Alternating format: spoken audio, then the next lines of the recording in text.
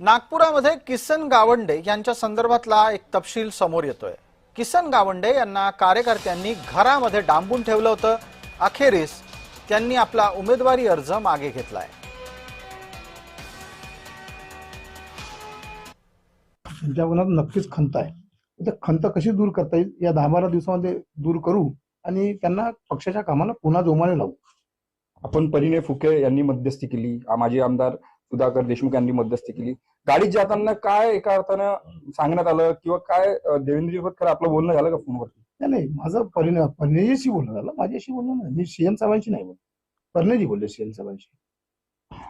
आपल्याला कुठलं पद मिळावं यासाठी आपण आग्रही आहात का, किंवा मग काय आपल्याला सांगण्यात आलं की आपल्याला कुठलं पद मिळेल असं काही? मला नागपूर शहराचं उपाध्यक्ष पद आहे आणि संघटनेकरता संघटनेत खूप मोठं पद आहे माझ्याकडे, म्हणून पुन्हा दुसऱ्या कुठल्या पदाची गरज मला नाही।